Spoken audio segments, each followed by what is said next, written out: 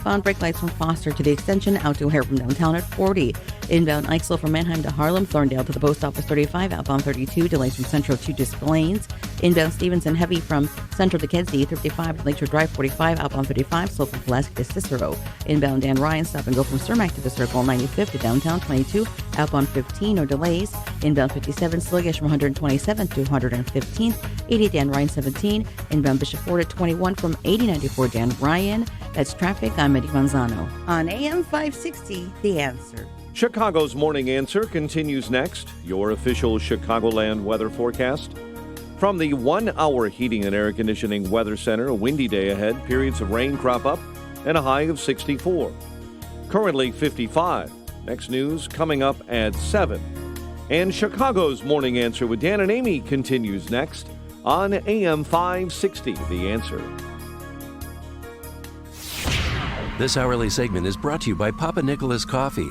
Papa Nicholas Coffee, a family tradition since 1897.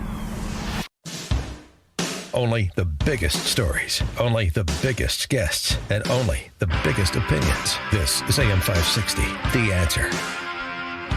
Top of the morning, Dan and Amy. We have another few days, I suspect, of Chicago Teacher Strike theater before you have Lori Lightfoot fully cave to their demands. I mean, their real demands, not their stated demands. But before that, you've got the encouraging notes from over the weekend. You know, this is the script that we remember, if you were paying attention, from 2012. They're hardening. This could be a long one. We're fine on the financial stuff for our terms of salaries and benefits, but what we really need is all these new personnel for the students, because it's all about the kids. It's always all about the kids. And then there's a little give from the mayor's office, and that's that's a hopeful note, and there'll be a little bit more give, and then we'll settle this and walk away, and nothing will change in terms of the quality of education that's actually provided in most of the Chicago public schools. So that's sort of the trajectory we're on, and that's what you heard a little bit over the weekend. Yeah, here's CTU Chief of Staff Jennifer Johnson, who said, Dan, they could have settled this back in September. Sure. It shouldn't take being on strike to get the needs of our students met. But again, as we've said repeatedly, we are looking for a just contract. Yeah, it's all about being just. And I'm a little programming note. Or a little advice from Amy, which is going to be my new segment, Advice from Amy, in 10 seconds or less. If you're a teacher on strike, please don't paste on Facebook pictures of you and other striking teachers drinking bubblies at 10:30 in the morning after you get off the picket lines. Just, Why not do that? It makes me it's all about the children, and they're getting hammered. Yeah, you at should. 10:30 in the morning on Thursday and Friday, while I'm taking about 80 kids under my wing, paying for gym time to keep practicing, so that we don't get slaughtered when we come back to school and play a game. So we're ready to go. You should thank them for posting those pictures, because they're telling you who they are. We know not all teachers think the same way about the teachers union, about the strike, about K through 12 education generally. One of them, who thinks a little bit differently than at least what you hear from the leadership of the Chicago Teachers Union, and frankly, the administration side too, is Joseph Ocol, who's a math teacher and chess coach with Earl STEM Academy in West Englewood. You may remember Joseph Ocol. We've had him on the show before. In fact, a couple years ago, thanks to the generosity of our listeners, we raised a few $1,000s for his chess teams at Earl STEM. And this was when, remarkably, they were trying to eliminate his chess teams at Earl STEM Academy for these young, mainly African-American kids. Why would you want to do that? This is insane. But you know what the Chicago Teachers Union really doesn't like more than anything? What? Being shown up, being exposed for what their real interests are and what their real operation is. And it's an ideological agenda that has passing connection to educating children, as we've seen over and over and over again. But that doesn't mean that the majority of Chicago doesn't get gaslighted by that agitprop you just heard from CTU's chief of staff. Well, how about a different perspective from somebody on the other side of the wall, as it were? Joseph Ocol, again, middle school math teacher, after-school chess coach, Earl STEM Academy, West Inglewood. Joseph, thanks for joining us again. Appreciate it. Thank you. Thank you, Quinn. Good morning, Amy. Good morning, Dan. Now you're not a member of the union anymore because of the Janus decision. You were able to opt out, right? Well, in 2016, there was thrown this out. Yeah. one-day walkout, and I decided to be with my students. I decided to cross the picket line to be with my students because I promised them that whatever happens, I'll be with them because we need to also practice in chess because we were hoping to compete in the 2016 National Chess Tournament. And I think I made the right decision because 3 weeks after we won the national championship for the all-girls chess tournament. And I guess it was a vindication. However, I got expelled. They asked me to explain, and I did explain. I said, I don't see the relevance or the direct correlation between a teacher's pay, increasing demand for teacher's pay, and the benefit to the student. So I said, we're supposed to be teachers, and as a teacher, I just want to be with my students. I should not be outside the classroom. I have nothing against the union, but I have something against the method of pursuing their demands, where they dangle the plight of the students in the middle of the fight. And I just don't believe that, because there could be other ways, and there are other ways to fight City Hall, but you don't have to dangle the students, leave them, and us being teachers, leaving the students, neglecting the students. Mm-hmm. So, Dr. That Kale, doesn't make sense. what have you been doing the last 3 days for this strike? Have you been in your classroom, and are you, teaching students? Yes, I've been in my classroom, and we've been practicing. I've been getting them to do some puzzles, some classwork, some activities, including physical activities in the gym. Well, it's got to be. I just feel that I should be with my students. Yeah, it's got to be peaceful in the faculty lounge these days. You got that going for you. I just want to be clear. Are you a member of CTU or not?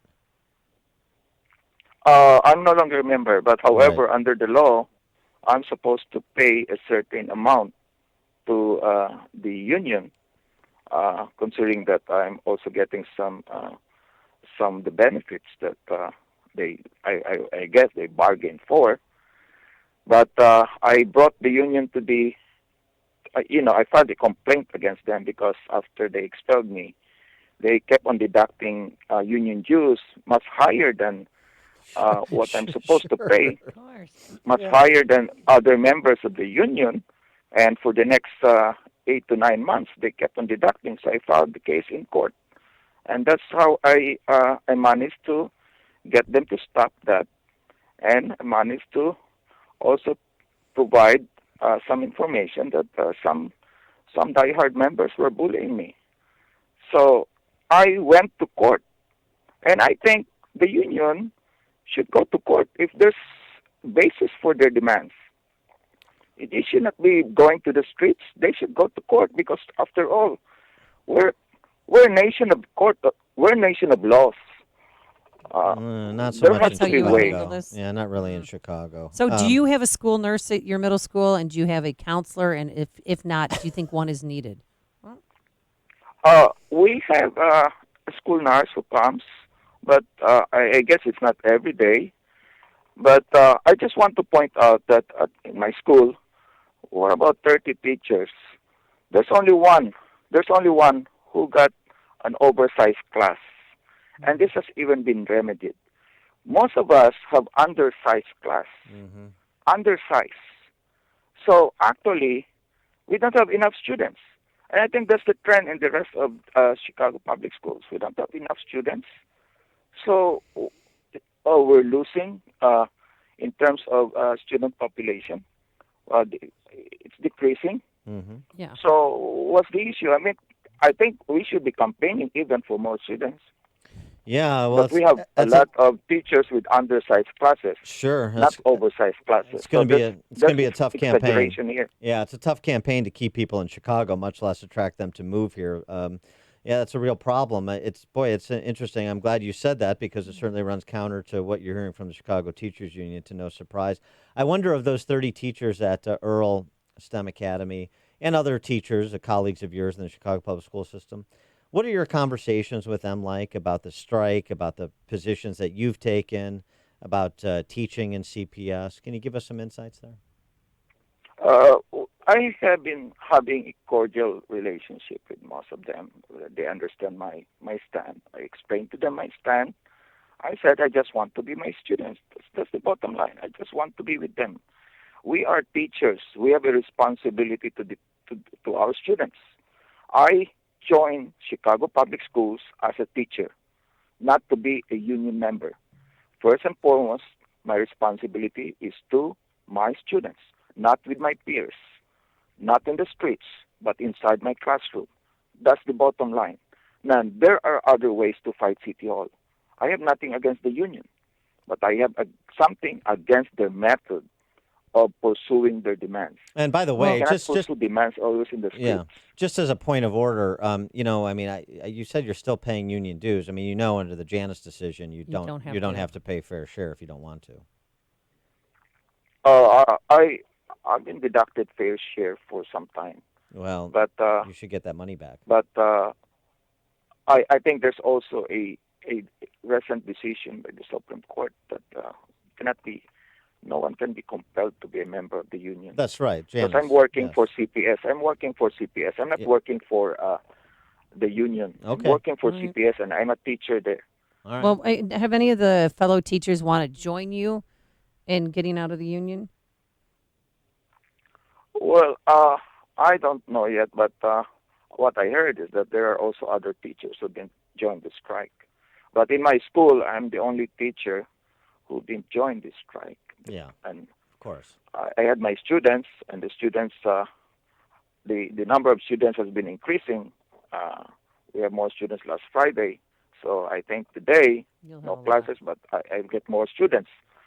I'll get more students. I think a number of them has realized this ridiculousness of the strike, where they lose. It's the students who lose this fight. This is the kind of fight that should not have been after all done. Joseph Ocol, Earl STEM Academy. How's the chess team? Your chess teams doing there? I know this program was off and running a few years ago, and as you mentioned, you were winning championships with your girls and whatnot. How is it going? The girls did. Well, last school year we won 4th place in the nationals. Nice. And we were the only CPS school that won in the 2016 National Junior High chess tournament. So 3 of my kids also won individual medals. The only CPS students and the only CPS school. How many?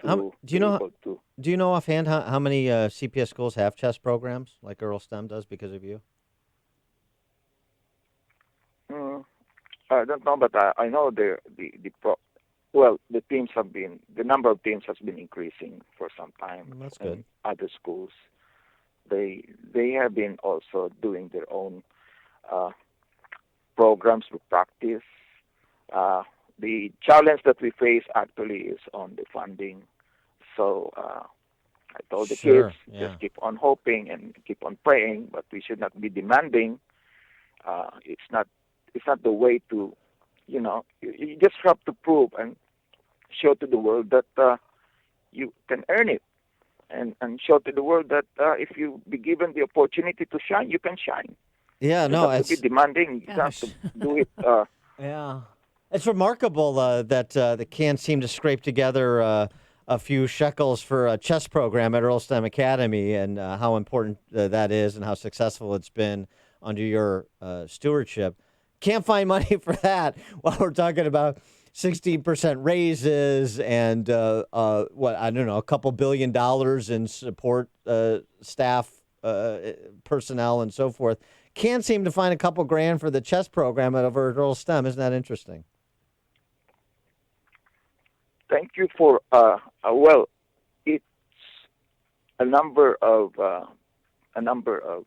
donors came and helped us in the past. Yes. So I'm just hoping that we'll have another opportunity to be able to compete this school year. What do the parents And, say? What do the parents say? The kids that you coach. What do they say about that program and what's going on in Earl STEM? Oh, they're so proud because for the past 4 years, the valedictorians, the salutatorians of our school are chess players. There's a direct correlation between chess and the academics. Yeah. Because in chess, it's not just about the game; it's about life. You teach them about life, the values of life. Every piece in the chess board has something to do with life. It has some representation about how it is. It's like the pawn. That's the lowest. It's the lowest. We can relate ourselves. I mean, I told my students we can relate ourselves as a pawn. But of all the pieces on the chessboard, the pawn is the only one that can become the most powerful piece, and it can become a queen, and the queen can be the most powerful one. Yes, So, amen. I there like. are things Yeah, that can that's be a great related. metaphor. No, I like. Yes, It's very love good. it. I like. What about maybe we should do like a big event where like one of your top chess players takes on Deep Blue like Gary Kasparov did. Some kind of event to draw more attention to the chess program. What do you think?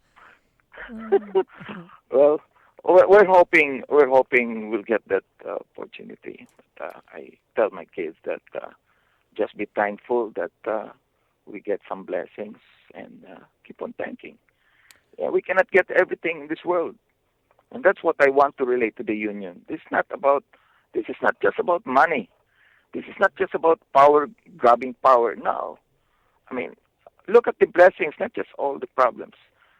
But first and foremost, just don't peddle lies and exaggerations, and where you dangle the kids' plight.